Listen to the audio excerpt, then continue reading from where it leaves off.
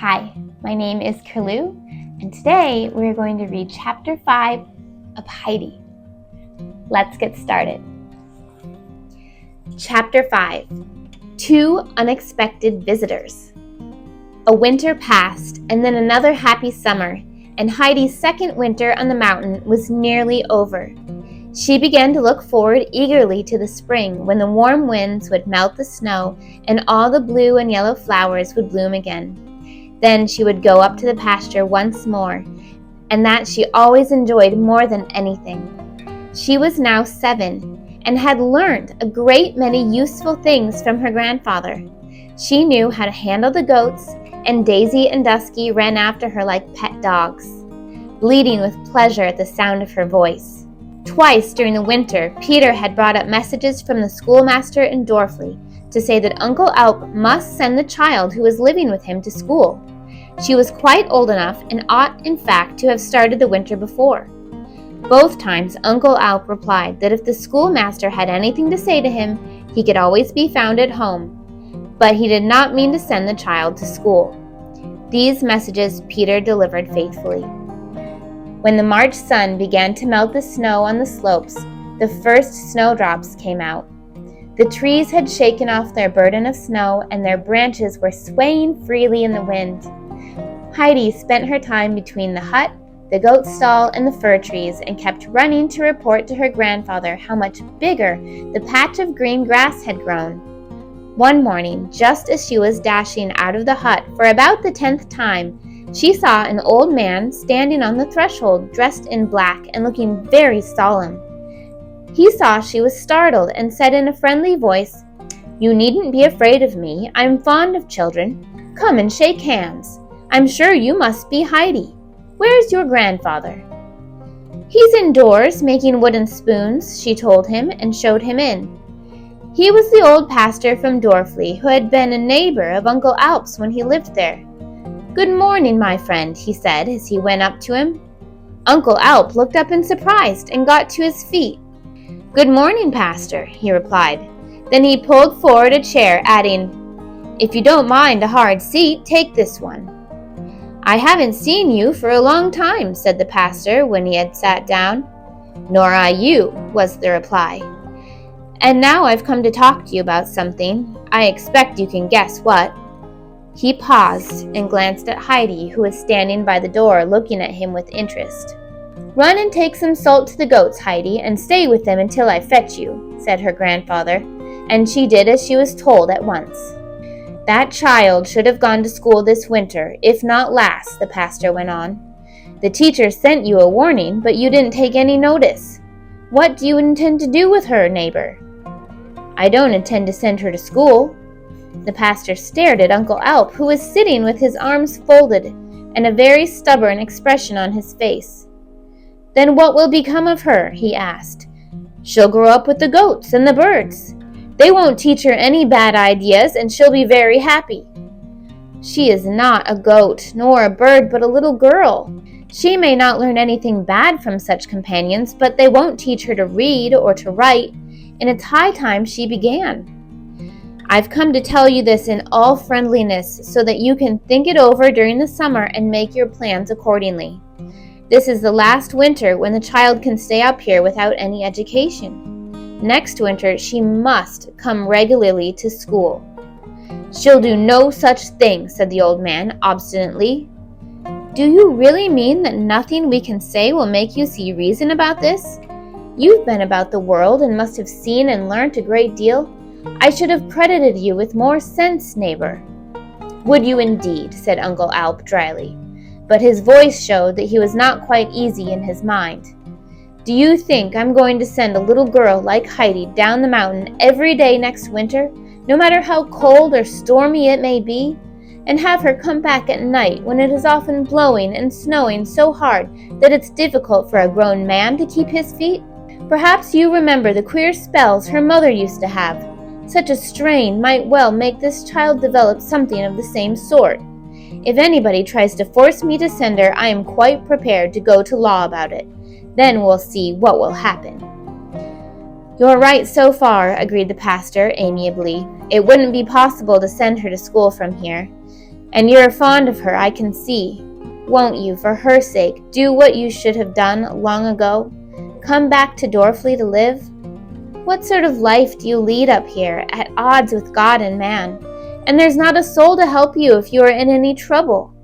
I can't imagine how even you survive the cold in winter, and I'm amazed that the child can stand up to it at all. The child has young blood and a warm bed, I'll have you know, Uncle Alp replied, and I can always find plenty of wood. My shed is full of it, and the fire never goes out the whole winter through. I've no intentions of coming back to Dorfley to live. The people there despise me, and I them, so it's better for us to keep apart. It is not good for you, said the pastor. I know what you are missing. Believe me, people don't feel so unkindly towards you as you think. Make your peace with God, neighbor, and ask His forgiveness where you know you need it. Then come back to Dorfley and see how differently people will receive you, and how happy you can become again. He stood and held out his hand. I shall count on seeing you back among us next winter, old friend, he said. I should be sorry if we had to put any pressure upon you. Give me your hand and promise you'll come down and live among us again and be reconciled to God and to your neighbors. Uncle Alp shook hands with him, but said slowly, I know you mean well, but I can't do what you ask. That's final. I shan't send the child to school, nor come back to the village to live. May God help you then, said the pastor, and he went sadly out of the hut and down the mountain. He left Uncle Alp out of humor. After dinner, when Heidi said, as usual, it's time to go to Granny's, he only replied, not today, and didn't say another word that day. Next morning, she asked again if they were going to Granny's, and he only said gruffly, we'll see. But before the dinner dishes had been cleared away, they had another visitor. This time it was Dete. She was wearing a smart hat with a feather and a long dress which swept the ground as she walked, and the floor of the hut was not particularly good for it. Uncle Alp looked her up and down in silence. However, Dete was all amiability and started to talk at once. How well Heidi looks, she exclaimed. I hardly recognize her. You've certainly looked after her all right. Of course, I always intended to come back for her because I know she must be in your way. But 2 years ago, I just didn't know what else to do with her. I've been on the lookout for a good home for her ever since, and that's why I'm here now. I've heard of a wonderful chance for her. I've been into it all thoroughly, and everything's all right. It's a chance in a million. The family I work for have got some very rich relations who live in one of the best houses in Frankfurt. They've a little girl who's paralyzed on one side and very delicate. She has to be in a wheelchair all the time and has lessons by herself with a tutor. That's terribly dull for her, and she longs for a playmate. They've been talking about it at my place because, of course, my family, being relations, are very sorry for her and would like to help her. That's how I heard what they wanted. A simple, unspoilt child to come and stay with her, they said. Someone a bit out of the ordinary. I thought of Heidi at once, and I went and saw the lady who keeps house for them. I told her all about Heidi, and she said she thought she would do. Isn't that wonderful? Isn't Heidi a lucky girl? And if they like her and anything were to happen to their daughter, which is quite likely, you know, it might well be that... Have you nearly finished? Uncle Alp interrupted her, having listened so far in silence. Dete tossed her head in exasperation. Anyone would think I'd been telling you something quite unimportant, she said. There's no one else in the whole district who wouldn't be thankful to hear such a piece of news. Tell them then, he said dryly. It doesn't interest me. Dete flew up like a rocket at these words. If that's what you think, let me tell you something more. The child will soon be 8, and she doesn't know a thing, and you won't let her learn. Oh yes, they told me in Dorfley about your not sending her to school or to church, but she's my sister's child, and I'm still responsible for her welfare. And when the chance of such a good fortune has come her way, only a person who doesn't care what happens to anyone could want to keep her from it. But I shan't let you, I warn you, and everyone in Dorfley's on my side. Also, I'd advise you to think twice before taking the matter to court. You might find things being remembered which you'd rather forget. There's no knowing what may come to light in a court of law. That's enough, thundered the old man with his eyes ablaze. Take her then and spoil her. Don't ever bring her back to me. I don't want to see her with a feather in her hat or hear her talk as you have done today." And he strode out of the hut. "You've made Grandfather angry," said Heidi, giving her aunt a far from friendly look. "He'll get over it," said Dete. "Come on now, wear your clothes." "I'm not coming," said Heidi.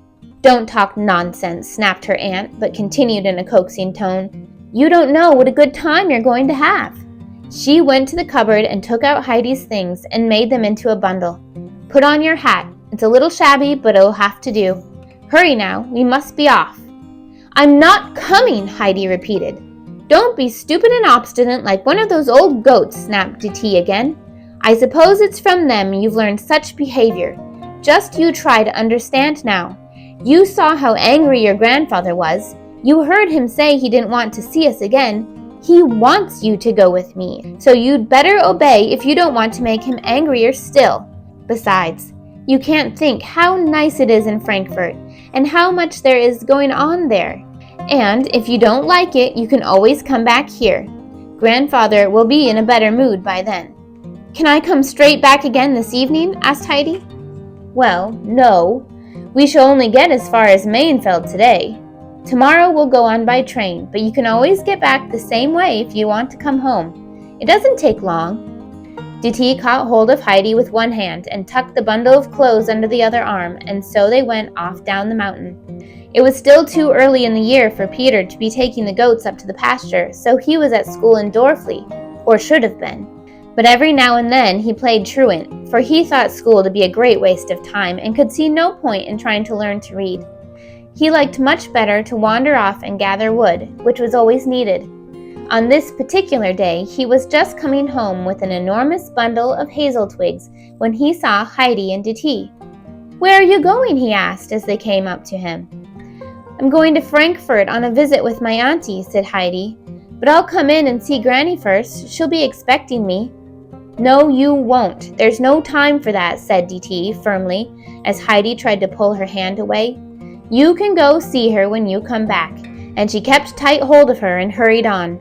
She was afraid Heidi would change her mind again if she went in there, and the old woman would certainly take her side. Peter rushed into the cottage and flung his sticks on the table as hard as he could. He just had to relieve his feelings somehow. Granny jumped up in alarm and cried, "Whatever's the noise?" His mother, who had almost knocked out of her chair, said in her usual patient voice, "What's the matter, Peterkin? Why are you so wild?" "She's taking Heidi away," he shouted. "Who is? Where are they going?" asked Granny anxiously, though she could guess the answer, for her daughter had seen Dete pass on her way up to Uncle Alp's, and had told her about it then. Now she opened the window and called beseechingly, "Don't take the child away from us, Dete!" But they had hurried on, and though they heard her voice, they couldn't make out the words. But Dete guessed what they were and pulled Heidi along as fast as she could go. "That was Granny calling. I want to go and see her," said Heidi, trying again to free her hand. "We can't stop for that. We're late as it is," retorted Dete. "We don't want to miss the train. Just you think of the wonderful time you'll have in Frankfurt, and when you come back again, if indeed you ever want to, once you're there, you can bring a present for Granny." "Can I really?" Heidi asked, pleased with this idea.